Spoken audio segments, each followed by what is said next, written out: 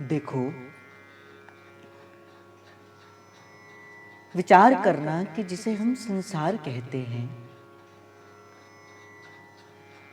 वस्तु और संसार है कहाँ?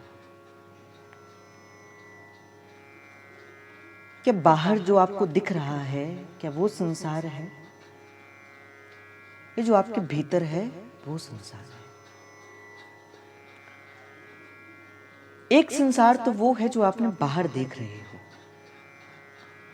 और एक संसार वो है जो आपके भीतर है। अगर कोई मेरे विचार से पूछे कहाँ है संसार, जीव के चिंतन में ही संसार है। बड़े ध्यान से इस बात को सुनो। जीव के चिंतन में ही संसार है, उसकी सोच, उसकी बुद्धि के भीतर ही संसार है। अगर इस बात का विचार किया जाए कि संत भी तो इसी संसार के मध्य रहता है, भक्त भी तो इसी संसार के मध्य रहता है, और जीव भी तो इसी संसार के मध्य ही रहता है।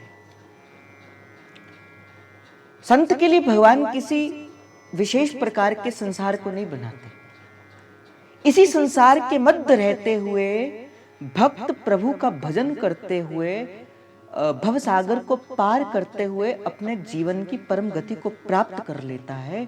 और हम जैसे जीव इसी संसार में रहते हुए जीवन की कठिन परिस्थिति, विषमताओं को झेलते हुए फिर इस संसार में उलझ जाते हैं। क्या कारण है?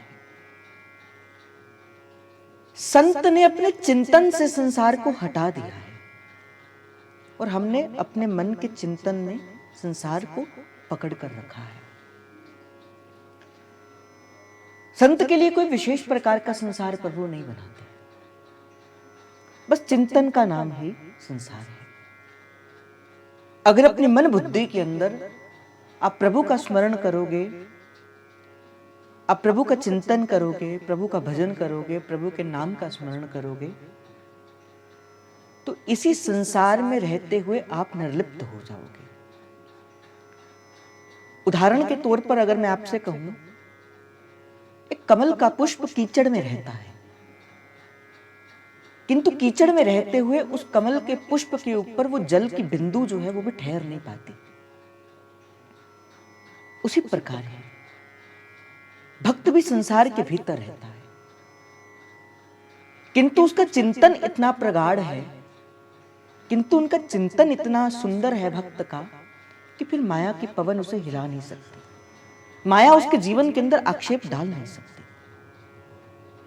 इसलिए मूल रूप से संसार बाहर नहीं होता, संसार तो कहीं हमारे भीतर छिपा है। भीतर से ही हमने संसार से अपना नाता जोड़ा हुआ है। कई बार देखो, मैं आपसे अगर मैं प्रश्न करूं, कई बार हम तन से किसी के पास होते हैं, किंतु मन से तो हम उसके पास नहीं है, या कई बार हम तन से तो किसी के पास नहीं है किंतु मन से उसके पास है। तो कौन सा संबंध प्रगाढ़ है जिससे हम मन से जिसका संग करते हैं? जिसे हम कई बार कहते हैं ना कि जीव पहुंचा तो वहां पे होता, कहते तुम्हारा मन कहां पर था, कहां था तुम्हारा मन? तो जहां मन होगा, जहां चिंतन होगा, वही हमारी चेतना होगी। इसलिए संतों ने कहा, वैष्णवों ने कहा, प्यारे जो मेरे चिंतन में आकर बसो लाडली, मेरे चिंतन में आकर बसो लाडली। अब इतना तो पता लग गया कि संसार कहां है। संसार भीतर ही है, संसार बाहर नहीं है। जीव लगे संसार में रहता हुआ, किंतु भीतर से वो संसार से निर्लिप्त रहे। किंतु हमारा जीवन कैसा है? हम दिखते तो भगवान के हैं, किंतु मन से हमारे भीतर संसार ही होता है। इसलिए हमने चिंतन को शुद्ध करना है, अपना चिंतन देखना है कि मेरा चिंतन सहज में, कई बार देखा करो, कभी एकांत रूप से हो जाओ, जब कभी माला जब भी नहीं हो, कुछ भी ना हो, और अपने मन की गति को सहज में देखो, मन जाता कहां पर है। मन किसका चिंतन करता है? मित्र का, बंधुओं का, सगे संबंधी का, या वृंदावन का, या प्रभु का, या प्रियाजू का, या गुरुदेव का?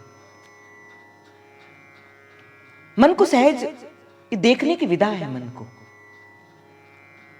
कि कभी कुछ भी नहीं करना, एकांत के अंदर किसी समय के अंदर अपने आप को रखना है और छोड़ देना है मन को खुला, और देखना है, पीछे पीछे देखना है मन कहां जाता है, क्या है मन के चिंतन के अंदर। और कैसे पता लगेगा कि मन का चिंतन शुद्ध है, मन के अंदर संसार दूर है, कैसे पता लगेगा? जब कथा सुमिरन अच्छा लगना प्रारंभ हो जाएगा, भगवान की कथा सुननी अच्छी लगेगी, भगवान का दर्शन करना अच्छा लगेगा, भक्तों का संग करना अच्छा लगेगा, अर्थात आपके चिंतन में धीरे धीरे संसार हट रहा है और भगवान आ रहे हैं। अब मैं आपसे प्रश्न करूं, यह तो पता लग गया कि चिंतन से ही मुख्यतः जीव का संग होता है, संग से ही रंग चढ़ता है और रंग से ही संग चढ़ता है। अब जैसे कई जीव कहते हैं कि भजन करना तो चाहते हैं किंतु भजन में मन नहीं लगता। क्या कारण है भजन में मन ना लगने का? देखो, कहा जाता है कि जैसा खावे अन्न और वैसा होवे मन, और जैसी पीवे पानी और वैसा होवे वाणी। कि जैसा चिंतन, जैसा अन्न जीव खाएगा, जैसे कहा जाता है ना कि एक साधक को लहसुन और प्याज का वर्जित होता है, लहसुन और प्याज साधक को नहीं पाने चाहिए। इसका कारण ये नहीं है कि उसको पाने से आपका अपराध लगेगा, ऐसा कारण नहीं है कि आपको खाने से कोई अपराध लग जाएगा, जबकि अमृत के बूंद के तत्व से निकलने हुए के कारण ये गुणकारी है। पर फिर भी क्यों भगवतिक मार्ग के अंदर इसका निषेध किया जाता है? क्योंकि जब कोई जीव लहसुन अथवा प्याज का सेवन करता है तो उसका भजन में मन नहीं लगता, उसके मन के अंदर एकाग्रता नहीं होती। इस कारण जो जीव साधक मार्ग के अंदर अपने आप को चला रहा है, भगवतिक तत्व कहता है कि उसको लहसुन और प्याज का सेवन नहीं करना चाहिए। और कहते हैं कि एक बार का किया हुआ प्याज का सेवन, आप जैसे मानो आज आपने प्याज नहीं खाया, आप कहो कि कोई बात नहीं कल तक शुद्ध हो जाएंगे, नहीं, 23 दिन तक उस प्याज का असर आपके भजन के ऊपर रहता है। एक जो आप भोजन करते हो, उस भोजन का असर 23 दिन तक आपके शरीर के भीतर रहता है।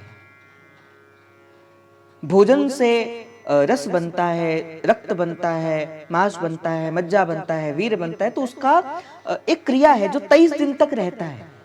तो इसलिए कहा जाता है कि अपना अन्न शुद्ध करो। अन्न के शुद्ध होने से क्या होगा? मन शुद्ध होगा, और मन के शुद्ध होने से क्या होगा? विचार की शुद्धि होगी, और विचार की शुद्धि होने से क्या होगा? प्रभु मीठे लगेंगे। इसीलिए साधक को चाहिए, मैं तो बार बार एक बात को कहता हूं कि साधक को तो कभी भोजन पाना ही नहीं चाहिए। आप कहोगे कि ये कैसी बात हुई कि साधक को कभी भोजन नहीं पाना चाहिए? देखो, साधक को क्या पाना है, बड़े ध्यान से इस बात को सुनना। साधक को भोजन नहीं पाना, साधक को प्रसाद पाना है। प्रसाद का अर्थ होता है परमात्मा के साक्षात दर्शन। प्रसाद, परमात्मा के साक्षात दर्शन। जब कोई आप प्रभु को निवेदन करते हैं तो प्रभु जब उसका भोग पवाते हैं तो भोग होने के बाद वो प्रसाद बन जाता है। क्यों? क्योंकि वो अब भगवान में आरोगा है, उसके भीतर भगवान की ऊर्जा तत्व है, उसके बीच में जो उसके गुण अथवा दोष थे वो सारे समाप्त हो गए। इस कारण से एक साधक को केवल और केवल प्रसाद ही पाना चाहिए, साधक को कभी अमनिया नहीं पाना चाहिए। और दूसरी बात कही गई, साधक को कहीं का भी नहीं पाना चाहिए। जैसे आपने देखा होगा कि अगर आप बाहर जाते हो, कहीं पे भी जाते हो, तो भंडारा लगा हो, कुछ भी लगा हो, और आप क्या करते हो कि उस भंडारे की पंक्ति में खड़े होकर भंडारा पाना प्रारंभ कर देते हो। भाई, ना जाने किस मनोरथ से उसने उस भंडारे को रखा होगा, ना जाने उस भंडारे के पीछे उसके मन की क्या इच्छा थी।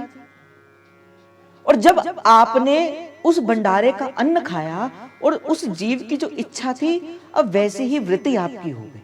आप उसके बुद्धि के अनुसार कार्य करोगे। क्यों? आपने उसका अन्न खाया है। इसलिए कहा जाता है कि साधक को कभी भी बाहर का तो पाना ही नहीं चाहिए।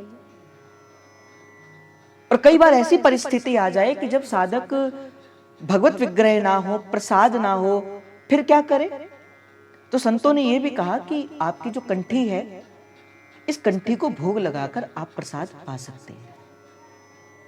इस कंठी का स्मरण करके इस कंठी को भोग लगाकर आप जो है वो अपना प्रसाद पा सकते हैं। तो जैसा प्रसाद पाएंगे, ये प्रसाद की महिमा है कि प्रसाद के भीतर कोई गुण दोष नहीं होता। फिर आपके जीवन में ना गुण रहेंगे ना दोष रहेंगे। प्रसाद आपकी बुद्धि को शुद्ध कर देगी, आपके मन की शुद्धता को लेकर जाएगी। दूसरी बात रही, जीव को, एक साधक को क्या करना है? अपनी वाणी की शुद्धता रखनी है। अब वाणी की शुद्धता किससे होगी? पानी से वाणी की शुद्धता होगी। हमारे तो दुर्दास जी महाराज कहते हैं, भूलहु जल ना पीजिए, बिन लीजिए निज नाम। मैंने एक भी दिन आपको निवेदन करते हुए कहा था कि अगर हो सके इस बात का नियम बनाना, ये बात मैंने कई संतों से सीखी है, हो सके तो इस नियम को अपने जीवन के अंदर करना। हम जल पिए ही ना, जैसे हम भोजन करें ही ना, मैंने आपसे पहले कहा, तो भोजन के स्थान पर हम क्या करें? हम भोजन के स्थान के अंदर प्रसाद का ग्रहण करें। उसी तरह ही अगर हो सके तो आप जल पियो ही ना। आप कहोगे कि जल ना पिए तो क्या पिए? मैं ये कहता हूं कि जब भी कभी वृंदावन जाओ, एक बोतल के अंदर थोड़ा सा यमुना जी का जल ले आओ। अब जिस बोतल के अंदर आप नित्य प्रति जल पीते हो, उस बोतल के अंदर 1-2 ढक्कन उस यमुना जी के जल को मिला दो। अब जो संपूर्ण आपका जो बोतल का वो जल है, वो क्या बन जाएगा? वो यमुना जल बन जाएगा। अब धीरे धीरे उसका ही सेवन करो। और यमुना जल के सेवन का फल क्या होता है? यमुना जल का सेवन आपको भक्ति प्रदान करवाता है। यमुना जल का सेवन आपकी बुद्धि को शुद्ध करेगा। यमुना जल का सेवन आपका प्रिया प्रियतम के प्रति अनुराग प्रकट करेगा। और यमुना जी का जल आपका संसार के प्रति जो मोह है, उस मोह के बंधन को भी दूर कर देगा। संतगण जितना भी देखा गया, क्योंकि मैंने भी कई संतों के दर्शनों को किया है, वो संत चाहे कहीं पर भी हो, किंतु वो संत जब भी कभी जल पिएंगे तो कौन सा जल पिएंगे? केवल यमुना जी का जल पिएंगे, चरणामृत पिएंगे। हो सके तो चरणामृत रख लो, और ना हो सके चरणामृत अगर आपके पास नहीं है हर समय श्री वृंदावन का, तो क्या करो? श्री यमुना जी का जल रख लो। तो आपका अन्न भी शुद्ध होगा, आपका जल भी शुद्ध होगा, आपका मन भी शुद्ध होगा, आपका पानी भी शुद्ध होगा और आपकी वाणी भी शुद्ध होगी। जो कहते हैं ना कि मन करता तो है भजन करने का, किंतु भजन में मन लगता नहीं, ये उनके लिए उत्तर है। जिनके मन का स्वतः ये प्रश्न रहता है कि हम भजन तो करना चाहते हैं, इस मार्ग पे चलना तो चाहते हैं, प्रियालाल को, वो सहचरी वपु को प्राप्त तो करना चाहते हैं, परंतु कुछ तो आपको करना पड़ेगा। तो साधक को जो मुख्य रूप से जिसका ध्यान देने की आवश्यकता है, वो इन 2 चीजों के ऊपर है। एक बार एक साधक थे, मुझे स्मरण आ रही है वो घटना। एक साधक ने किसी का अन्न पा लिया, भंडारे का अन्न पा लिया। महाप्रभु के जीवन की घटना है। महाप्रभु का कोई शरणागत शिष्य था, और जैसे ही उन्होंने भंडारे का अन्न पाया या कोई वस्तु पाई और लीला का चिंतन करने लगे, तो प्रभु का चिंतन ही नहीं हुआ। अब लीला का चिंतन ना हो, अब रसिकों का तो प्राण है लीला का चिंतन। अब लीला के चिंतन के बिना वो रसिक रह नहीं पाते। श्री यमुना जी के कूल पे गए, श्री लीला का चिंतन करने लगे। अब लीला में प्रभु आते नहीं, प्रभु का दर्शन होता नहीं। क्यों? क्योंकि किसी का अन्न पा लिया था। जब अन्न पाया, भागते भागते महाप्रभु के पास गए। महाप्रभु, मुझे लीला का चिंतन नहीं हो रहा, मुझे प्रिया प्रियतम नहीं दिख रहे। महाप्रभु ने कहा, किसके घर का अन्न पाया था क्या? समझ आ गया, चेत आ गई, हाँ जय जय भंडारे का अन्न पाया था। महाप्रभु ने कहा, बिना रुके श्री जी के बरसाने में जाना है। और बरसाने में जो ब्रह्म पर्वत है, जहां पे अभी ऊंची अटारी है, उस अटारी का स्पर्श कर कर पुनः बिना रुके आपको वापस वृंदावन में मदन टेर के अंदर आना है। महाप्रभु ने कहा। उस जीव ने वैसा ही किया। देखो कहां पे वृंदावन है और कहां पर बरसाना है। भागते भागते वो जीव जो है बरसाना गया, ब्रह्म पर्वत का स्पर्श किया, स्पर्श करने के बाद रुका नहीं, जल का भी ग्रहण नहीं किया और भागते भागते भागते भागते वो वापस आ गया। आकर महाप्रभु ने कहा अब जाकर लीला का चिंतन करो, अब तुम्हें लीला का चिंतन हो जाएगा। उस जीव ने पूछा महाप्रभु इसके पीछे क्या भेद था? उन्होंने कहा कि जो अन्न तुमने खाया था, अब जब तुम भाग कर गए वो अन्न का जो जितना दोष था वो सारा दोष चला गया, वो तुम्हारे पसीने के रूप में तुमसे बाहर निकल गया। अब तुम्हारी बुद्धि फिर निर्मल हो गई और निर्मल होने के कारण अब तुम्हें लीला का पुनः चिंतन हो जाएगा। ऐसा ही एक और भक्त के जीवन के अंदर घटना घटी। देखो हम संत रविदास जी का चरित्र तो पढ़ते हैं, बड़ा हमने सुना संत रविदास जी के चरित्र को। ये संत रविदास जी कौन थे? ये पूर्व जन्म के अंदर एक ब्राह्मण बालक थे और रामानंदाचार्य जी के शिष्य हुआ करते थे। अब रामानंदाचार्य जी नित्य प्रति वो बालक जो है वो एक ग्राम से मधुकरी लेने के लिए जाया करता था। अब उस ग्राम के अंदर एक सेठ भी रहा करता था जिसका अन्न शुद्ध नहीं था। तो रामानंदाचार्य जी ने कहा था कि देखो बेटा, चाहे किसी के भी घर से मधुकरी लेकर आना, किंतु उसके घर से कभी मधुकरी मत लेके आना, क्योंकि उसका घर का जो अन्न है वो शुद्ध नहीं है। अब वो नित्य प्रति श्री गुरु आज्ञा से ग्राम में जाता। अब सेठ नित्य प्रति उसको कुछ देना चाहते थे किंतु वो नहीं लेता, क्यों? क्योंकि गुरु आज्ञा नहीं थी। अब उसका मन तो बड़ा करता सेठ का। एक दिन कुछ ऐसी घटना घटी कि बड़ा भारी बरसात पड़ी। अब वो ग्राम के अंदर नहीं पहुंच पाया। अब सेठ को तो लगा कि ये मौका है। उस ब्राह्मण बालक को बुलाकर कहा कि ये अन्न ले जाओ, अगर आज तुम बिना मधुकरी के अपने गुरु के पास जाओगे तो तुम्हारे गुरु को भी भूखा रहना पड़ेगा और तुम्हारे प्रभु को भी भूखा रहना पड़ेगा, और मैं किसी से नहीं कहूंगा कि तुमने ये अन्न मेरे घर से लेकर आए हो। तुम जाकर इस अन्न का सेवन कर लो, अपने गुरु को कह देना कि ग्राम से मैं लेकर आया हूं।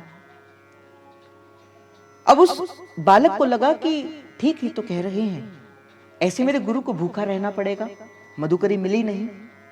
तो अन्न को लिया उस बालक ने और रामानंदाचार्य जी के पास चले गए। रामानंदाचार्य जी ने अन्न का भोजन बनाया, प्रसाद बनाया, और ठाकुर जी के लिए जब भोजन आरोगने के लिए श्री ठाकुर जी का आवाहन किया, और अब ठाकुर जी आ नहीं रहे। आवाहन किया, ठाकुर जी आ नहीं रहे। और जब आ नहीं रहे तो श्री रामानंदाचार्य जी को चिंता हो गई, आज क्या कारण हो गया? मैंने तो नित्य प्रति की तरह ही भोग लगाया है, सेवा के अंदर जो वैसी जैसा चाहिए थी शुद्धता, आचार व्यवहार वैसा ही चाहिए, वैसे ही तो मैंने भोग लगाया है, किंतु प्रभु क्यों नहीं आ रहे? बालक को बुलाया, तुम किसके घर का अन्न लेकर आए हो? बालक घबरा गया, सत्य कहना हमसे, तुम किसके घर का अन्न लेकर आए हो? और बालक ने ज्यों की त्यों सारी बात उनको बता दी कि प्रभु क्या हुआ कि बारिश बहुत थी और किसी के घर से मधुकरी मिल नहीं रही थी, तो उस सेठ का घर का अन्न जो है वो मैं लेकर आ गया। प्रभु ये मुझसे बड़ा अपराध बन गया है, मैंने इस कारण से लाया था कि कहीं आप बिना भूखे ना रह जाओ। अब जैसे इस बात को सुना कि तुमने किसी मलेच्छ के घर के अन्न को हमारे लिए ले आए और मेरे लिए लाते तो ठाकुर जी का भोग भी लगा दिया, कहा तुमने मलेच्छ वाले काम किए, तुमने शुद्र वाले काम किए, जा मैं तुम्हें श्राप देता हूं, तुम्हारा जन्म शुद्र योनि के अंदर होगा। और वही एक छोटे से अपराध के कारण, एक अन्न के अपराध के कारण वो ब्राह्मण बालक किसके रूप के अंदर पैदा हुए? एक जुलाहे के, एक चमार के घर पे, जो क्या कहते हैं, जो जूती गांठता है, वो जूती गांठता है, उस जुलाहे के घर, उस चमार के घर पे श्री संत रविदास जी का जन्म हुआ। तो शुद्धता अन्न की भी साधक को रखनी है और जल की भी साधक को रखनी है, इसलिए बड़े ध्यान से साधक को चलना पड़ता है। हमारे तो संत कहते बोले संभल संभल पग धरी री सजनी। जब इस भाव से आगे बढ़ोगे, कहां का अन्न पाना है, कहां का अन्न नहीं पाना है और कितना अन्न पाना है, ये भी बड़ा ध्यान का चिंता का विषय है और चिंतन का विषय है।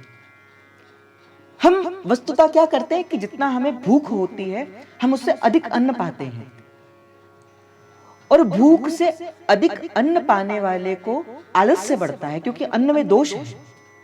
अन्न में एक दोष है, अन्न आलस्य लेकर आता है। तो अन्न आलस प्रकट करता है, और आलस होने के कारण फिर बुद्धि कार्य नहीं करती और प्रभु का भजन नहीं होता। कुछ तो ऐसे संत हैं भाई, मैंने देखे हैं, ऐसे संत भी देखे हैं, ऐसे संतों के दर्शन भी किए हैं जो केवल एक मुट्ठी चना ही दिन परे, बस एक मुट्ठी चना ही पाते हैं, और हो सके तो रात का तो अन्न बड़ा कम पाया करो, अधिक अन्न तो पाना ही नहीं। अब भोरी सखी के जीवन की घटना देखो, भोरी सखी क्या करती थी, अन्न के रूप के अंदर कोई बड़े बड़े थाल नहीं पाती थी। क्या पाती थी? वो सूखा चना। संतों वैष्णवों को देखो क्या पाते हैं, बड़ा सूखा सा चना पाते हैं। मुझे कोई बता रहा था टटिया स्थान की बात। टटिया स्थान में जितने भी रसिक भक्त आए होते हैं उनके लिए बड़ी सुंदर सुंदर भोजन की व्यवस्था होती है। श्री मोहिनी बिहारी जी का बड़ा सुंदर भोग जो है वो उनको मिलता है, पूड़ी मालपुए ना जाने क्या क्या पदार्थ उनको मिलते हैं। और महाराज जी के खाने का क्या है, 2 रोटी, केवल 2 रोटी, और वो भी कैसी, बिल्कुल साधारण सी रोटी, और यमुना जी का जल। बस यही श्री महाराज जी का नित्य का क्रम है। तो एक संतों वैष्णवों का भोजन बड़ा शुद्ध होना चाहिए। इससे क्या होगा, धीरे धीरे धीरे धीरे धीरे धीरे बुद्धि का स्वच्छ होती जाएगी, मन भजन करने का लगेगा, मन भजन में लगेगा, मन प्रभु चरणों में लगेगा, मन नाम में लगेगा। सब कुछ है हमारे पास, समय भी है, संग भी है संतों का, पर फिर भी प्रभु का भजन नहीं होता। क्या कारण है? क्योंकि हमारा चिंतन शुद्ध नहीं है, हमारी बुद्धि शुद्ध नहीं है। मैंने कह तो दिया आपको जहां से आज की चर्चा प्रारंभ हुई कि संसार कहां है, चिंतन में ही संसार बसा है। पर चिंतन कहां से बनता है? चिंतन बनता है आपके अन्न के द्वारा, चिंतन बनता है आपके संग के द्वारा। इसलिए भोरी सखी ने कहा, रसिकन की सत संगत दीज। संतों का संग मिलेगा, रसिकों का संग मिलेगा, अन्न शुद्ध होगा, वाणी शुद्ध होगी, तो क्या होगा, भजन भी शुद्ध होगा। चलो अगर मैं आपसे प्रश्न पूछूं, आज के बाद इस सत्संग के बाद कौन कहता है कि हम भोजन नहीं करेंगे, हम केवल प्रसाद ग्रहण करेंगे? तो हाथ खड़ा करके बताइए आज के बाद जो कहता है कि हम केवल प्रसाद ग्रहण करेंगे। चलो कम से कम थोड़े जन तो हैं जो कहते प्रसाद ही ग्रहण करेंगे। और मैंने ये भी कह दिया कि कई बार परिस्थिति वश अगर आप कहीं बाहर भी हो तो चिंता मत करना, अपनी कंठी को भोग लगाकर भी पा सकते हो, नहीं तो अपने मन से भोग लगाकर भी पा सकते हो। तो केवल 43 ऐसे जन हैं 100 में से जो कहते हैं कि हम आज से प्रसाद पाएंगे। तो प्रसाद का ही ग्रहण करना है, हमें भोजन का ग्रहण नहीं करना, केवल प्रसाद। और देखना धीरे धीरे धीरे धीरे क्या होगा, बुद्धि शुद्ध होती जाएगी। और हो सके संतों का उचिष्ट मिले ना, संतों का उचिष्ट मिले तो उसका तो कहना ही क्या। अभी पीछे बड़ी कृपा हुई, परम पूजनीय श्री गोरेलाल वाले कुंज वाले महाराज का आगमन यहां पर हुआ। 7 दिन के लिए श्री महाराज जी यहां पे रहे, और मुझे लगा कि 7 दिन तक श्री लाडली जी ने इतनी कृपा करी, श्री महाराज जी का उचिष्ट ही पाने को मिला। जिस थाली के अंदर श्री महाराज जी प्रसाद पाते थे बस उसी से ही भोजन पाया। तो मुझे तो लगता है कि ये जो श्री जी की आज रस वार्ता चल रही है ये किसके प्रसाद से, संतों के जूठन के प्रसाद से ही है। और एक बात मैं आपको और कहूं, संत के उचिष्ट की बड़ी महिमा है। उचिष्ट का अर्थ क्या होता है, जो उनके मुख से जो स्पर्श हुआ होता है। और एक मैं आपको और वेद की बात बता दूं, आप सभी अपने हो इस कारण से मैं आपको बताता हूं। उचिष्ट का अर्थ क्या होता है, जो संत के मुख से निसृत होता है, जो मुख का स्पर्श किया होता है, चाहे वो भोजन है चाहे वो और कोई वस्तु हो, उसे उचिष्ट कहा जाता है। तो संतों के मुख से निकलने वाले शब्द भी उनके उचिष्ट हैं। जो संतों के मुख से जो शब्द निकले हैं ना, ये भी उचिष्ट हैं। इसलिए हो सके तो नित्य प्रति संतों का उचिष्ट ग्रहण करो। कैसे ग्रहण करो? जो उन्होंने शब्द कहे हैं उन शब्दों को नित्य प्रति सुनकर अपने जीवन के अंदर उसे धारण करो। और मैंने एक भी दिन आपसे कहा था, अगर आप रोज नित्य प्रति कोई नई वस्तु सीखते हो, चाहे वो कोई भी नई वस्तु हो, चाहे वो नया विचार ही क्यों ना हो, बड़े ध्यान से इस बात को सुनना। मैंने एक भी दिन आपको निवेदन करते हुए कहा था, अगर आप नित्य प्रति कोई नई चीज, कोई वस्तु सीखते हो, चाहे वो सत्संग के माध्यम से है या और किसी माध्यम से है, अगर आप एक साल बाद अगर देखोगे, वो मात्र एक छोटी सी एक वस्तु देखने करने से 0.01% अगर कोई नई चीज आप देखते हो, तो आप एक वर्ष के बाद 37 गुना आगे बढ़ जाओगे। जो आज आपकी स्थिति है, वो आप 37 गुना स्थिति आगे बढ़ा दोगे। बस केवल एक छोटा सा विचार, एक नवीन विचार अपने जीवन के अंदर धारण करने से। और मैं एक बात कहता हूं भाई, जो मुझे कोई कहता है ना कि भैया कल से भजन करना प्रारंभ करेंगे, कल से भजन करना प्रारंभ करेंगे, भाई कल तो कभी आता ही नहीं, कल कभी नहीं आता भाई। जो करेगा वो अभी करेगा, आज से करेगा, कल कभी नहीं होता। कल देखोगे तो कल कल कल हो जाएगा। तो जो भजन करेगा वो कल नहीं करेगा, कब करेगा? आज करेगा। और आज भी कब करेगा? अभी करेगा। पल में परलय होएगी, भौरी करेगा कब? अगले पल का पता नहीं। अब कोई मुझसे पूछे कि कैसे हम श्वास श्वास के अंदर नाम जप करें, प्रत्येक सांस के अंदर नाम नाम नाम सुमिरण करें, कैसे होगा? बड़ी प्यारी बात यहां पे एक संत ने अपने मुख से कहा था कि कुछ ऐसा, किसी संत से किसी भक्त ने प्रश्न किया कि प्रभु कुछ ऐसा युक्ति बताओ, कुछ ऐसा कार्य बताओ, कुछ ऐसा मार्ग बताओ कि प्रत्येक श्वास में हमारा सिमरण प्रभु का बन जाए, प्रत्येक श्वास हमारी प्रभु के सिमरण के साथ बीते, बस प्रभु का नाम जब ही चलता रहे, प्रभु का सुमिरन ही चलता रहे। कोई ऐसा कोई कारण बताओ, कोई ऐसा स्थान बताओ।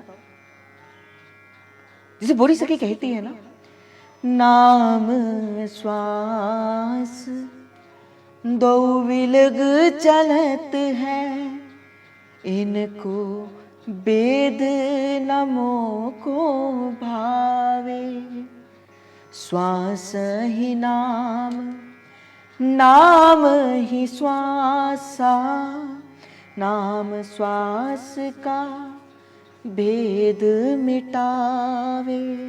बोली सखी कहती, नाम लूं तो सांस आए और सांस लूं तो नाम आए। प्रभु कुछ ऐसा कर दो, नाम लूं तो सांस आए, सांस लूं तो नाम आए। जैसे बोली सखी एक स्थान पर कहती है, जब लूं नाम सांस तब ही लूं, एक में एक हो जाऊं, किशोरी तेरे चरणन की रज पाऊं। और भाई मैं आपको एक बात कह दूं, जैसे मैं कह रहा था कि एक भक्त ने किसी गुरु से प्रश्न किया कि प्रभु कुछ ऐसी युक्ति बताओ, कुछ ऐसा मार्ग बताओ कि प्रत्येक श्वास के अंदर ये भोली सखी का भाव हमारे हृदय के अंदर प्रगाढ़ हो जाए, हमारा सांस के साथ हमारा नाम चल जाए। देखो संत ने शब्द तो कहे, संत ने वचन तो कहे, मानना किसने? मानना तो शिष्य ने है ना। तो संत ने कहा कि देखो इस बात का चिंतन करो, हो सकता है अगली श्वास मेरी अंतिम हो। बस इतनी बात का चिंतन करो कि अगली श्वास मेरी अंतिम है। श्री दुर्दास जी महाराज जी लीला में, पहली लीला में कहते, दो श्वासा जो घट में चले और जो बिछुड़े सो फिर ना मिले। ये दो श्वासों का खेल है। तो संत ने भक्त से कहा कि बस इतना सा स्मरण करना, पता नहीं अगली श्वास मेरी अंतिम है। तो अगर उस श्वास के भीतर नाम नहीं आया और कहीं श्री जी की कोई ऐसी लीला हुई कि प्राण चलेंगे, तो फिर क्या होगा? तो फिर क्या होगा? कहते इस बात का चिंतन निरंतर करना। और कहते कि जो अपने अंत समय का चिंतन करता है, फिर उसको नाम सुमिरन नहीं करना पड़ता।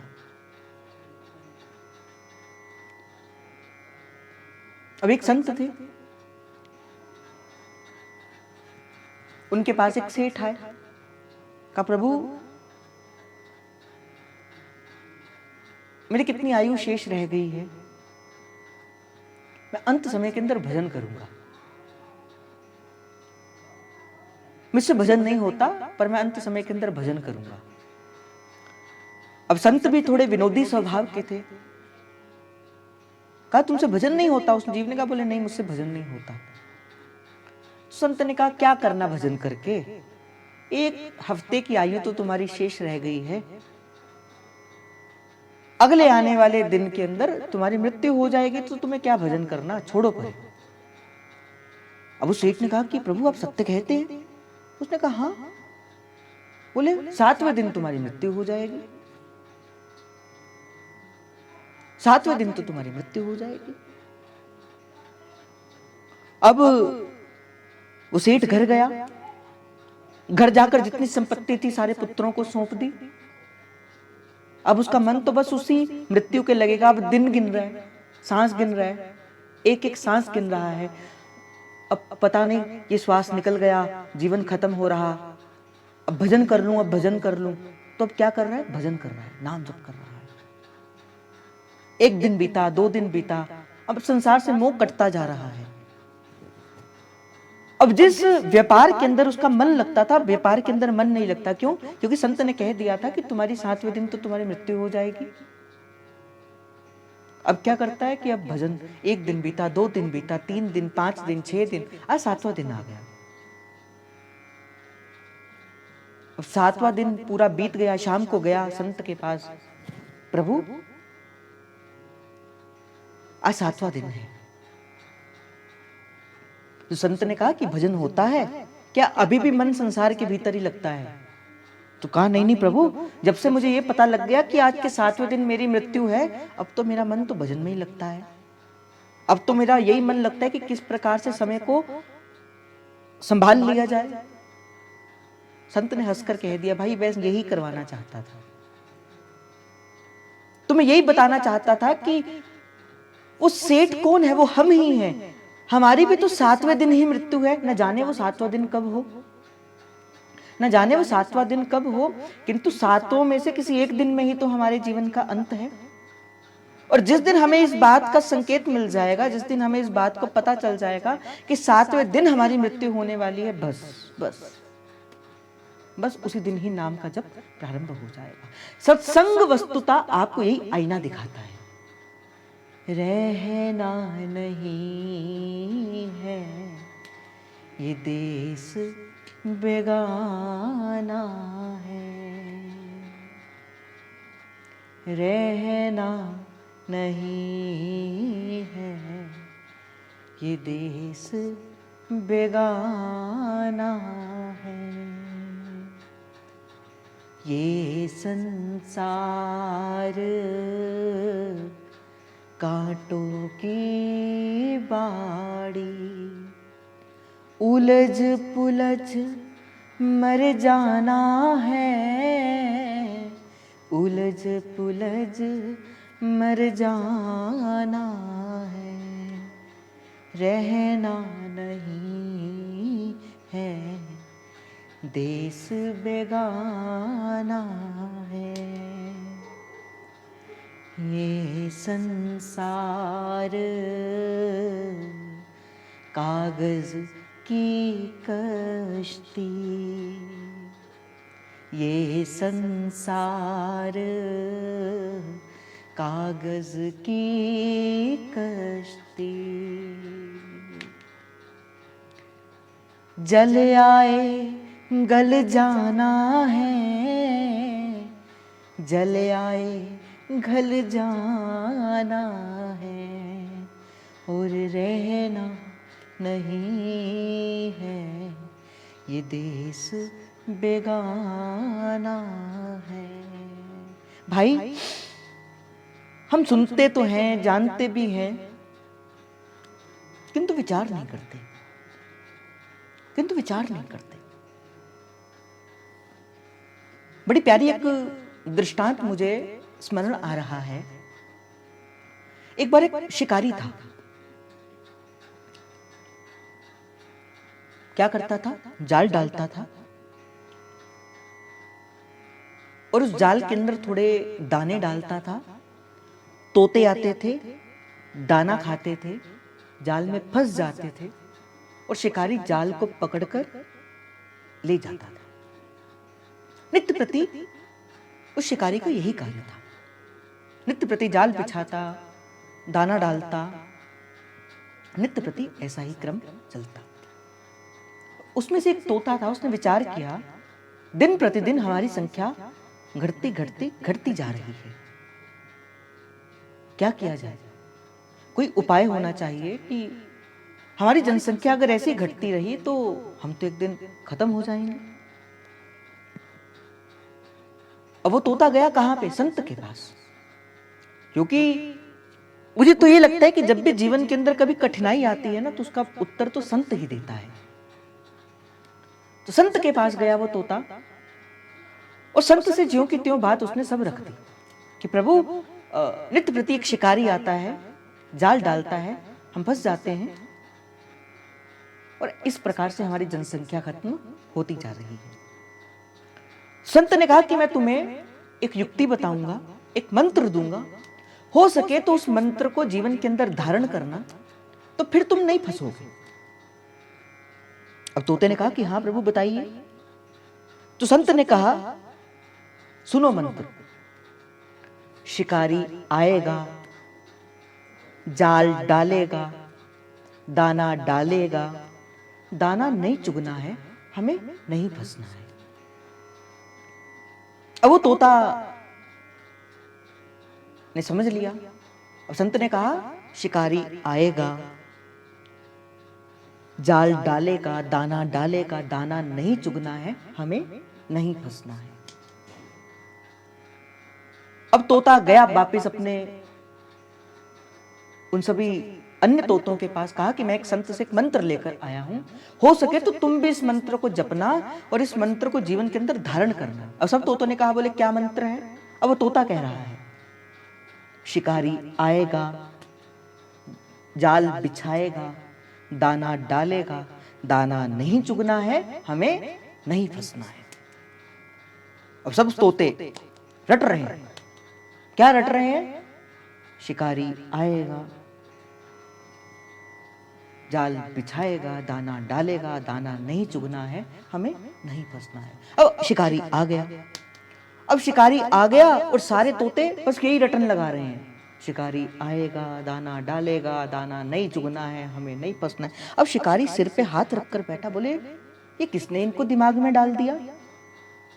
किसने इनके दिमाग में ये वस्तु डाल दी? ऐसे तो ये फंसेंगे ही नहीं। अब वो शिकारी गया उन्हीं संत के पास, कहा संत भगवान से कहते भगवान, ना जाने किस पागल ने इनको क्या मंत्र दे दिया,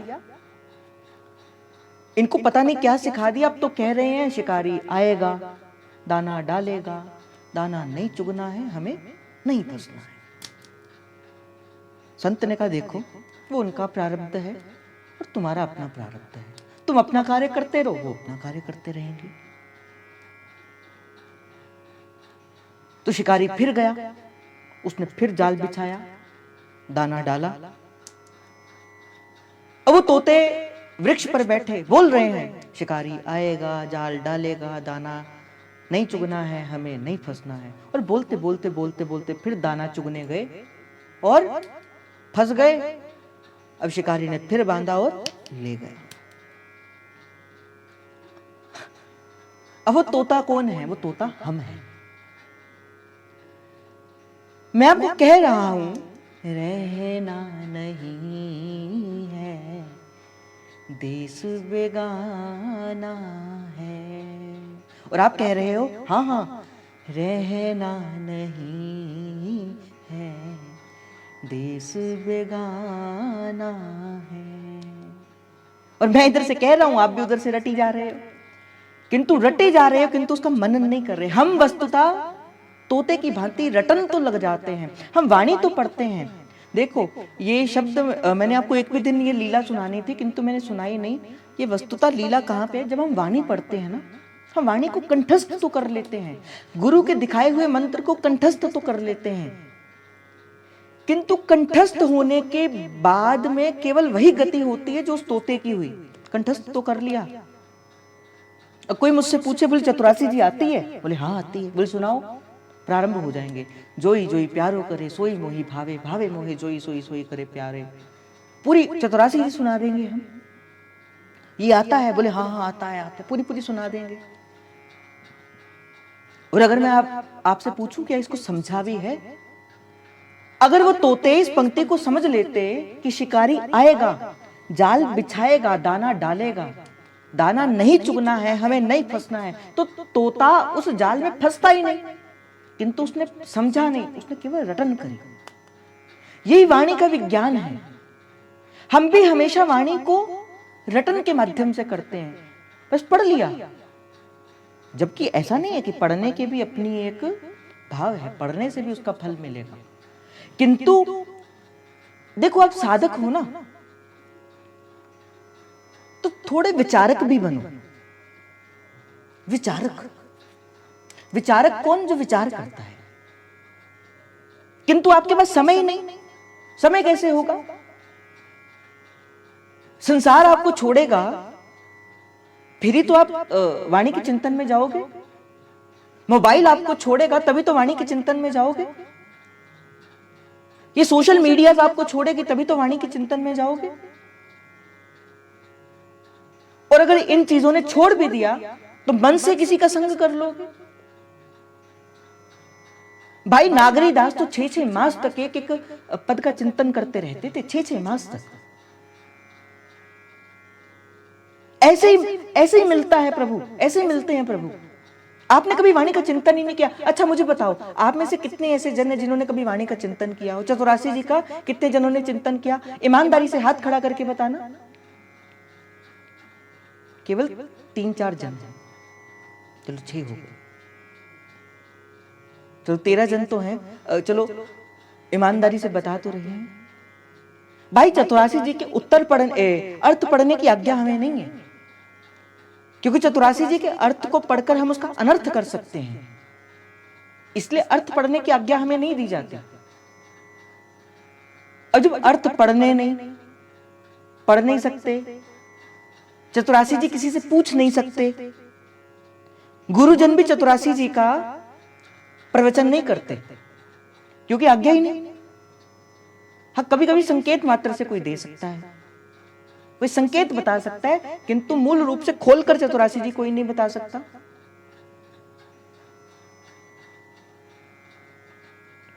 तो कैसे चतुरासी जी हृदयंगम होगी? तो चतुरासी जी तो तभी हृदयंगम होगी जब चतुरासी जी के पास बैठोगे। मैं तो ये एक भी दिन आपसे कहा था, वाणी के पास कैसे जाया जाता है। देखो, ये कोई कथा प्रवचन नहीं है, ये हितजू का गुरुकुल है। यहां पे तो आपको सिखाया जाएगा। ये हितजू की पाठशाला है, जहां पे आपको सिखाया जाता है, आपको जीवन जीने की कला सिखाई जाती है। यहाँ पे कोई कथा प्रवचन नहीं होती, यहाँ पे तो आपको जीवन जीने का ढंग सिखाया जाता है। जिसे कहते हैं ना कि आर्ट ऑफ लिविंग, जीवन जीने की कला क्या है? जीवन जीने की कला कहीं बाहर नहीं है भाई, सत्संग ही सिखाता है। यही जीवन जीने का भाव है। अगर कोई मुझसे पूछे, महाप्रभु तो 550 वर्ष पूर्व आए, आपने किया महाप्रभु का संग? 550 वर्ष पूर्व आए थे, और हम तो 550 वर्ष बाद हम यहां पे बैठे हैं। क्या हमने किया कभी महाप्रभु का संग? तो कोई मुझसे पूछो कि किया महाप्रभु का संग, मैं कहूंगा हाँ मैंने किया। कैसे किया? क्योंकि महाप्रभु के इन शब्दों के बीच में एक बड़ी प्रेम की चेतना है। ये चतुरासी जी के शब्दों के बीच में महाप्रभु की चेतना है। और जब जब चतुरासी जी का मैं संग करता, मुझे ऐसा लगता है मैं महाप्रभु की आंचल की गोद के बीच में बैठकर ही उस प्रियालाल के दर्शन को देख रहा हूं। इसीलिए भाई, कोई कहे ना कि देखना है महाप्रभु के हृदय को देखना है, महाप्रभु के हृदय को देखना है, तो कैसे देखो? महाप्रभु के हृदय को देखना है तो राधा सुधा निधि पढ़ो, चिंतन करो राधा सुधा निधि का। आप कहोगे संस्कृत है नहीं समझ आती, तो उसका अर्थ पढ़ लो। और अगर महाप्रभु के नेत्रों का देखना है, महाप्रभु के जीवन को देखना है, प्रियालाल के प्रति वो प्रेम को देखना है, तो चतुरासी जी पढ़ो। पढ़ो इस चीजों को, पढ़ा करो, वाणी पढ़ा करो। आप पढ़ते नहीं हो, और केवल पढ़ना नहीं है, रटन नहीं करना, केवल तोते की भांति रटना नहीं है भाई। देखो मैं आपको एक रास्ता बताता हूं।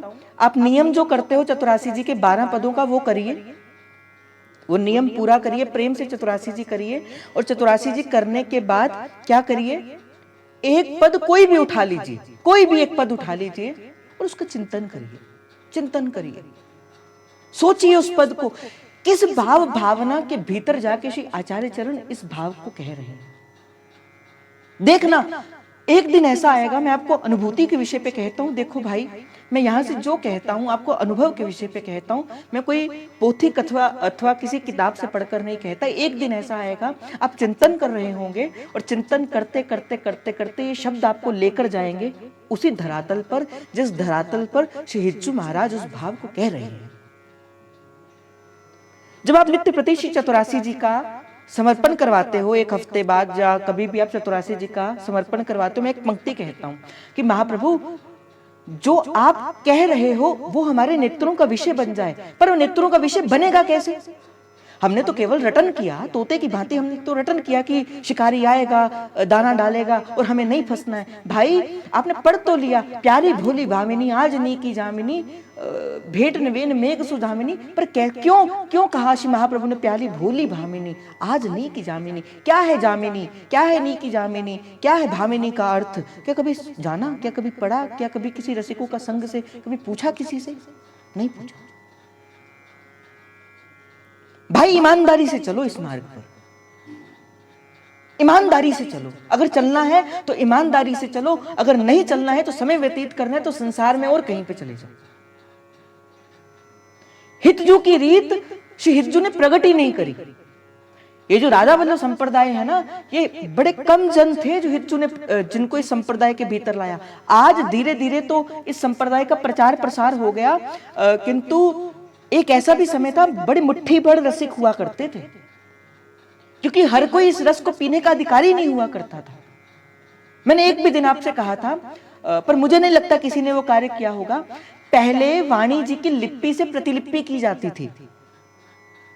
जो कोई रसिक उपासक होता था, जिसके मन में वाणी के प्रति जिज्ञासा होती थी, वो किसी रसिक अनन्य से श्री चतुरासी जी लेता था और उस लिपि से प्रतिलिपि करता था अपने लिए। प्रतिलिपि करने के बाद फिर उस प्रतिलिपि से उसको पढ़ा करता था। आज तो भाई क्या है ना, जाओ वृंदावन और जाकर दे दो वहां पे थोड़े से पैसे और ले आओ चतुरासी जी, ले आओ सेवक वाणी। आज वाणी तो सुलभ हो गई किंतु रस चला गया। पहले वाणी सुलभ नहीं थी किंतु रस था। हो सके तो मैं ये कहता हूं, एक कॉपी ले आओ, छोटी सी किताब ले आओ, खाली किताब लेकर आना, और जो आपके पास चतुरासी जी है उसके एक एक पद को, पूरे 84 पद अपने हाथ से लिखना, और जो पाठ करो ना, जो ये चतुरासी जी का, वो अपने हाथ से लिखी हुई उस प्रतिलिपि का पाठ करना। देखना आनंद दुगना हो जाएगा, आनंद दुगना हो जाएगा। पर करे कौन, समय कौन दे? संसार को तो समय देंगे किंतु प्रभु को समय कौन दे? बनी बनाई चीज लाएंगे, बनी बनाई। बोले कौन अपने हाथ से लिखेगा? भाई जो मुझे कहता है ना कि हम बाहर हैं या हम कहीं पे हैं, हमारे पास चतुरासी जी नहीं है, इस करके हम भजन नहीं कर पाते। भाई मौका ढूंढना हो ना, आजकल सब कुछ अवेलेबल है। आप एक कॉपी लेकर आइए, एक पेन लेकर आइए, और जो मोबाइल के अंदर जो चतुरासी जी है उससे अपनी प्रतिलिपि करिए। आ गई आपके पास चतुरासी जी। नहीं है आपके सेवक वाणी, क्यों घबराते हो? लाओ किताब लेकर आओ, वाणी जी देखो कहीं पे और उसको लिखो। किंतु करेंगे कौन? कोई नहीं करेगा। मैं यहां से कहते कहते कहते थक गया। मैं पहले भी कहता हूं, और मुझे लगता है कि मैं दिन प्रथम दिवस से लेके आज मुझे 365 दिन साल में होते हैं, तो आज 360 दिन होने वाले हैं, 360-62 दिन हो गए। और मैंने प्रत्येक दिवस आपको इस बात का कहीं ना कहीं से मैंने आपको ये कहा है कि भाई वाणी का चिंतन करो, वाणी का चिंतन करो, नाम का चिंतन करो, वाणी का चिंतन करो। जो सुनने वाले हैं वो जानते हैं इस बात को। मैंने प्रथम दिवस से आपको कहा है, ये वाणी केवल शब्द नहीं है, ये केवल कुछ शब्द नहीं है कि मात्र किसी ने कोरी कल्पना लिख दी, ना भाई ना, ऐसा कभी भी नहीं सोचना। अक्षर धुर की पालकी आई रसिकन लेन, और वाह वाह कर रह गए वो चढ़े से उतरे हैं। हम तो दूर दूर से पढ़कर ही उसके आनंद लेते हैं। भाई बीच में कभी उतरो तो सही, जल के बीच में उतर के ही उसकी शीतलता का आनंद लिया जा सकता है। वाणी को पढ़कर हृदयंगम कर कर ही उसके बीच के जो वो विशुद्ध प्रेम लक्षणा भक्ति है उसका आनंद लिया जा सकता है। इसलिए हो सके तो आज से ही, आज तो एकादशी है, एकादशी है आज, हो सके तो इस भाव का प्रारंभ करना, पहला पद ही लिख लेना चाहे, पहला पद ही लिख लेना चाहे, किंतु वाणी का प्रतिलिपि करें, आनंद आएगा, लिखने में भी आनंद आएगा। और कभी वाणी कृपा करे, लिखते लिखते हो सकता है आपको कंठस्थ भी हो जाए, और लिखते लिखते कंठस्थ होगी तो श्री जी कृपा करेगी तो हृदयस्थ भी हो जाएगी। और अगर आपको कहीं अगर श्री जी ने कृपा कर दी, और अगर आपको कहीं श्री जी ने कृपा कर दी, और कहीं अगर आपने सेवक वाणी को लिख लिया, अगर आपने पहले ऐसे रसिक किया करते थे, पहले रसिक क्या किया करते थे, एक वाणी की 15-20 प्रतिलिपियां कर लिया करते थे, या 10 प्रतिलिपियां कर लिया करते थे, और जो भावुक जन हुआ करते थे उनको दिया करते थे, बांटा करते थे। पहले ऐसा हुआ करता था, आज से कोई 30-40 वर्ष पूर्व भी ऐसा हुआ करता था। आज वाणी तो बहुत है, थोड़ी नहीं है, बहुत है आपके पास। अच्छा मुझे ये बताओ, मैं आपको अगर मैं बताऊं, हाथ खड़ा करके मुझे बताना, आप में से कितने ऐसे जन हैं जो नित्य प्रति सेवक वाणी पढ़ते हैं? सेवक वाणी कितने ऐसे जन हैं जो सेवक वाणी पढ़ते हैं? 100 जन हो अभी, आप मेरा ईमानदारी से उत्तर देना, झूठ मत बोलना। अगर नहीं पढ़ते हो तो नहीं पढ़ते, केवल 24 जन। तो ये बात नहीं अच्छी, ये बात नहीं अच्छी कि केवल आप सत्संग आपके जीवन के अंदर निरंतर हो, आप सेवक वाणी नहीं पढ़ते। भाई आप इस संप्रदाय में आए हो, और संप्रदाय में आए हो, और आपको ये जो सेवक वाणी है ना, ये आपको मार्ग दिखाएगी। जिन सेवक वाणी नहीं जानी, तिनकी बात रसिक नहीं माने। सेवक वाणी जो नहीं जानी, बोले हम उसको रसिक ही नहीं मानते। इसीलिए सेवक वाणी का चिंतन, मुझे चलो अच्छा अब बताओ कि आज के बाद या कल से कौन सेवक वाणी का चिंतन करेगा? मैं ये नहीं कहता कि पूरे पूरे पेज पढ़ो, मैं ये कहता हूं कि केवल एक दोहा ही पढ़ो, किंतु उस एक दोहे का चिंतन करो, रटो नहीं, चिंतन करो, हृदयस्थ करो। बताओ कितने जन हैं जो आज से कहेंगे कि हम सेवक वाणी पढ़ेंगे? अभी थोड़ी देर के बाद हम सेवक वाणी की PDF भी ग्रुप में शेयर कर देंगे। अच्छा कम से कम चलो 39 जनों ने हाथ तो खड़ा किया, 40 जनों ने हाथ तो खड़ा किया।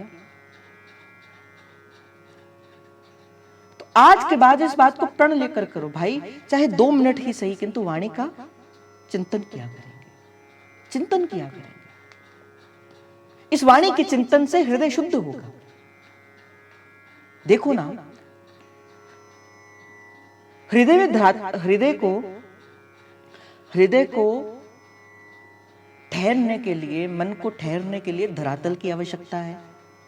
अब जो धरातल की आवश्यकता है तो क्या होता है कि फिर वाणी आपको वो धरातल प्रदान करती है। देखो आपने एकांतिक भी सुनी होगी, आपने जय जय का सत्संग भी सुना होगा, या आपने किसी और संत का सत्संग भी सुना होगा।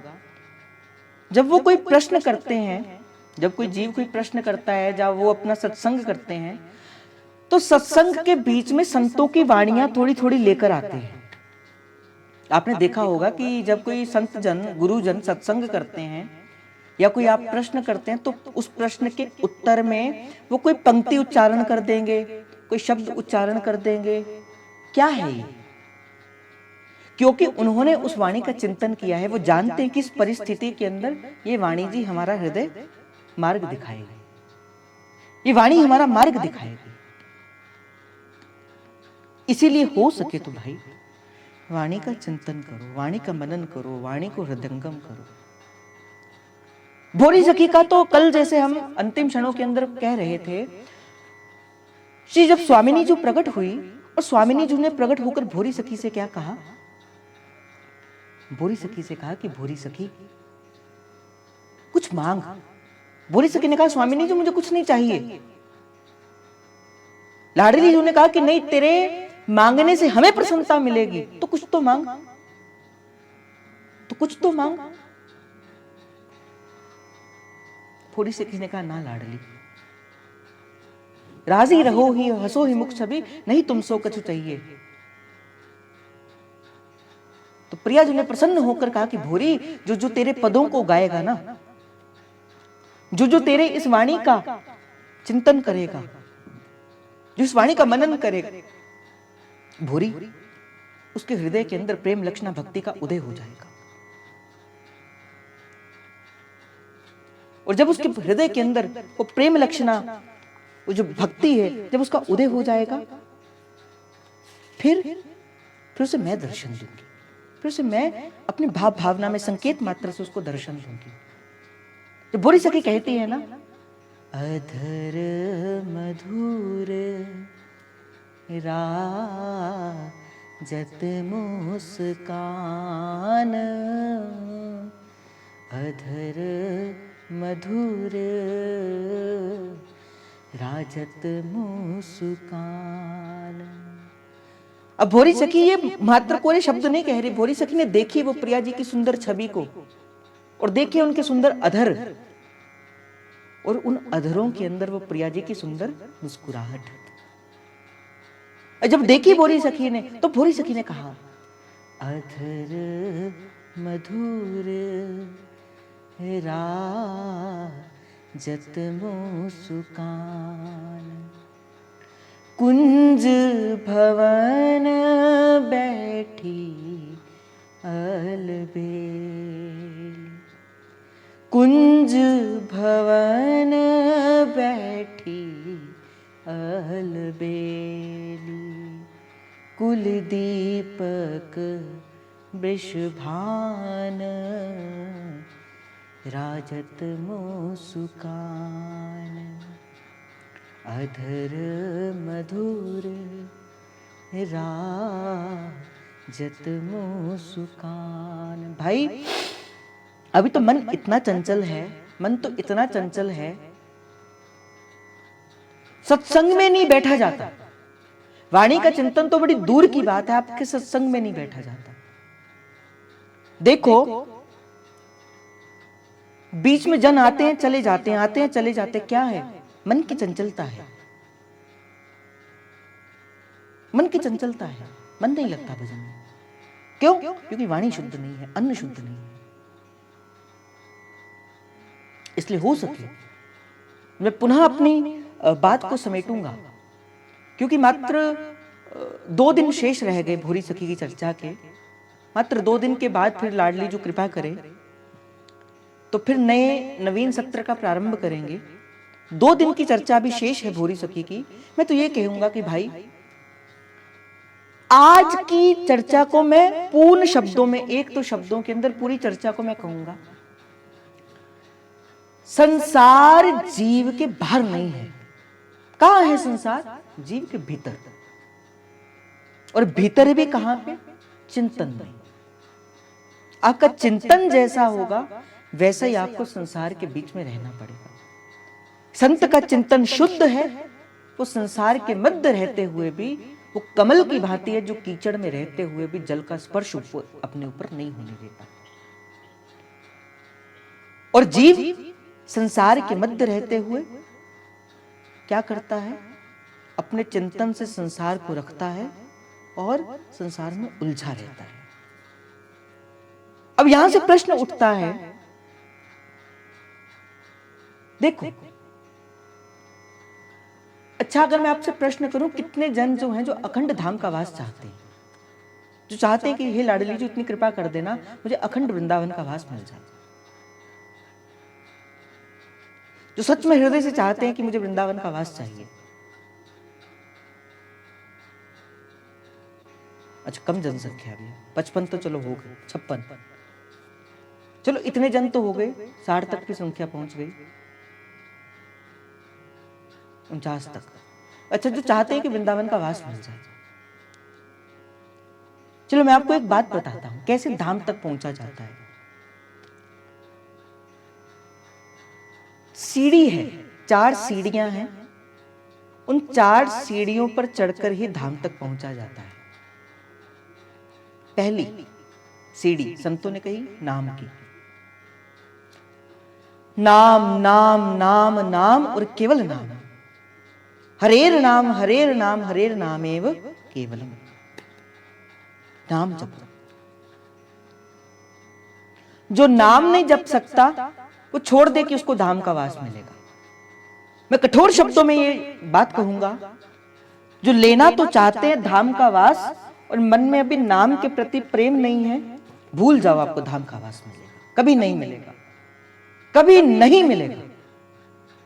कड़े शब्दों में मैं इस शब्दों को कहूंगा। मैं यहां पे कोई लोक रंजन करने के लिए नहीं बैठा हूं, मैं आपको आपका आईना दिखाने के लिए बैठा हूं। जैसे जैसे एक कुरूप व्यक्ति आईना नहीं देखता, दर्पण नहीं देखता, क्यों?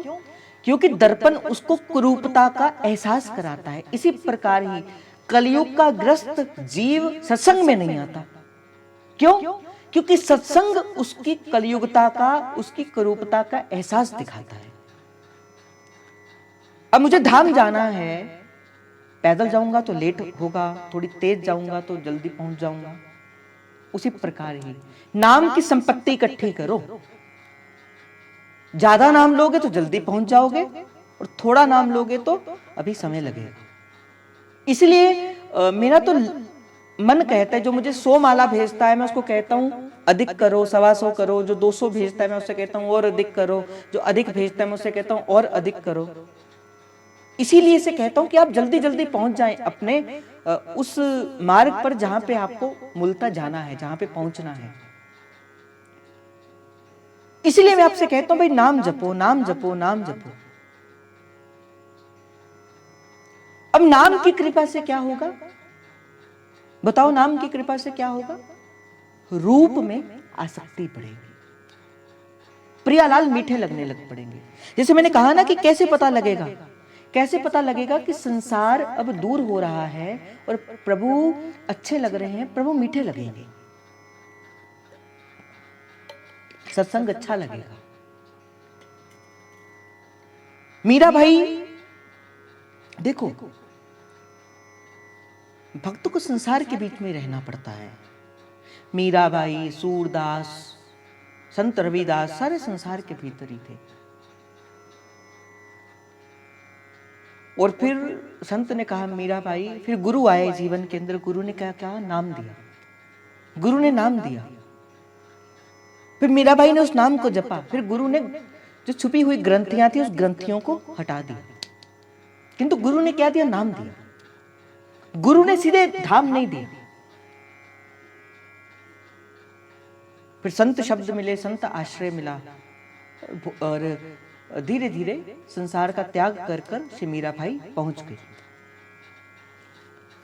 तो नाम से किसका चिंतन बढ़ेगा? रूप का।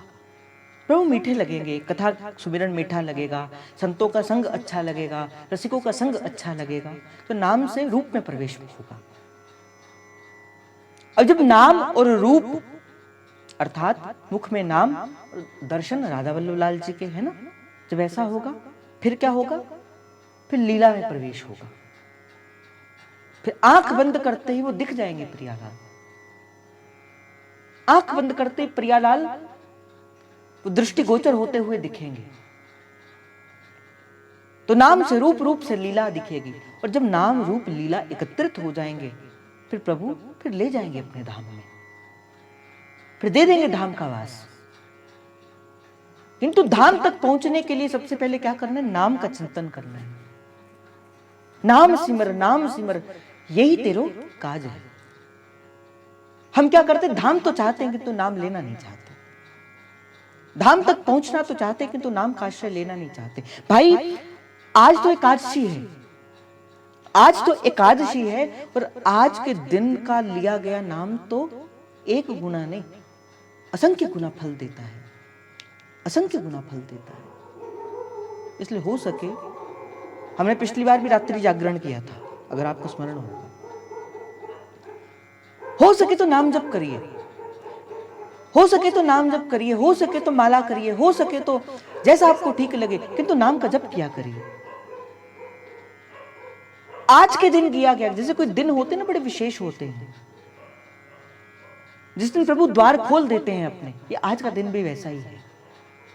आज के दिन, महीने में 2 दिन ऐसा होता है जिस दिन प्रभु अपनी कृपा का द्वार खोलते हैं, एकादशी के दिन।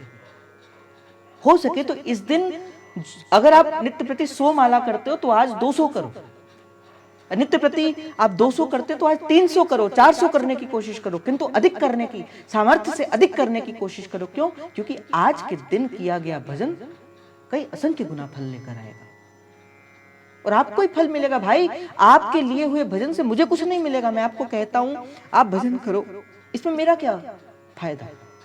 मेरा कोई फायदा नहीं। मेरा बस ये फायदा है कि कल को मेरे गुरुदेव ने मुझसे पूछा कभी कि भाई तेरे कहने पर तूने किसी को नाम के साथ लगाया, तो मैं कह सकता हूं कि हाँ प्रभु गुरुदेव, मैंने उस समय कहा था तो इन जीवों ने नाम लिया। बस इतना सा मेरा फायदा, और मेरा कोई फायदा नहीं। हो सके तो आप भी किसी ऐसे 1-2 जीव को पकड़ो जिसका कल्याण आप करना चाहते हो सके उससे नाम जपाओ, उसे नाम जपाओ। आपको क्या लगता है आपके गुरु केवल मुझसे प्रश्न पूछेंगे या मेरे गुरु केवल मुझसे प्रश्न पूछेंगे? ना भाई, मेरे गुरु या आपके गुरु आपसे भी प्रश्न पूछ सकते हैं। भाई तुझे भी तो मौका मिला था, तूने कितना और मैं एक बात आपको लिख दूं, ये जो आप मंत्र अभी नित्य प्रति की माला देते हो ना, ये स्वर्ण अक्षरों में लिखी जा रही है, ये आपकी धन संपत्ति, ये आप धन संपत्ति अपनी सिंचन कर रहे हो।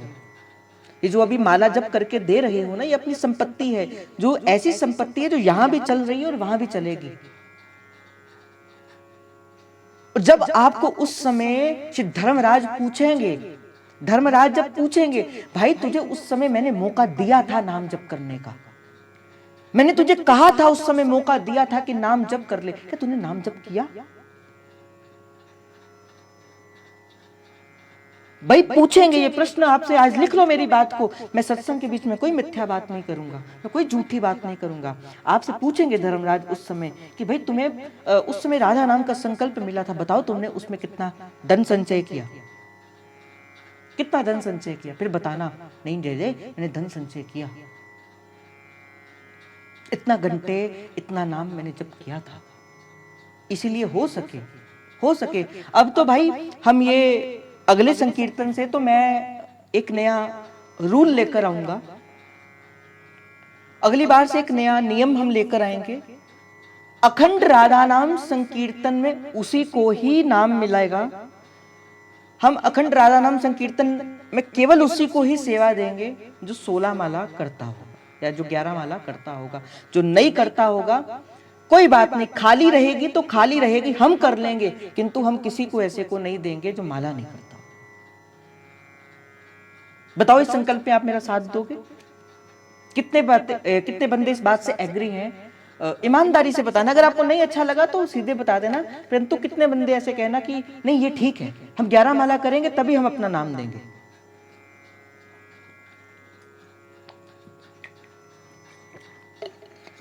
अच्छा, तो देखो आज से और अभी से ये मता हम पास कर देते हैं। अच्छा, आप मुझे ये बताइए, आप में से ऐसे कितने जन हैं जिनका इस बार संकीर्तन के अंदर नाम है, जिनका इस बार संकीर्तन के बीच में नाम है?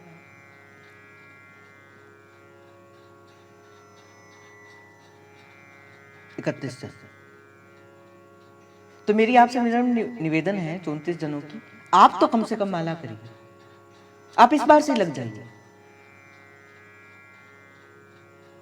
आप तो अपने जन हो भाई, नित्य प्रति आने वाले हो, मैं तो आप पर हक से कहता हूं कि थोड़े अधिक माला किया करो। तो अगली बार से ये नियम लागू होता है और आज से ये नियम लागू होगा। अगली बार से सेवा ही हम उनको देंगे जो माला जप करके हमें देंगे, नित्य हम नहीं, उनको सेवा नहीं देंगे। तो आज का भाव श्री जी के चरणों में समर्पित करते हुए बस मैं यही कहूंगा कि चिंतन शुद्ध करो, बुद्धि शुद्ध करो, संसार से अपना मोह हटाओ। मोह निहा सब सोवनहार। अभी जो मोह संसार के भीतर लगा है उसे हटाओ, वाणी का चिंतन करो, वाणी को पढ़ो। वाणी के चिंतन से हृदय शुद्ध होगा और शिकारी आएगा, जाल बिछाएगा, दाना डालेगा, दाना नहीं चुगना है, हमें नहीं फंसना है। वाणी खोलेंगे, वाणी पढ़ेंगे, वाणी रटेंगे, हमें नई चिंतन करना है और हमें संसार में फिर फंसना है। तो ऐसा नहीं करना है। हम वाणी पढ़ेंगे, वाणी खोलेंगे, वाणी पढ़ेंगे, पढ़ने के बाद चिंतन करेंगे। चिंतन करना है, प्रिया प्रियतम को पाना है। चलो मैं आज आपको मंत्र देता हूं। वाणी खोलेंगे, पद पढ़ेंगे, पद का चिंतन करेंगे, चिंतन करना है और प्रियालाल को पाना है। बस इस मंत्र को अपनाओ, अपनाओ इस मंत्र को और पाओ। बस इस बात का स्मरण रखना, रहना नहीं है, देश बेगाना है। तो आज का भाव श्री जी के चरणों पे समर्पित करते हुए आप सभी के हृदय प्रेम प्रभु को, हित प्रभु को जय जय श्री हरिवंश, जय जय श्री हरिवंश, जय जय श्री हरिवंश।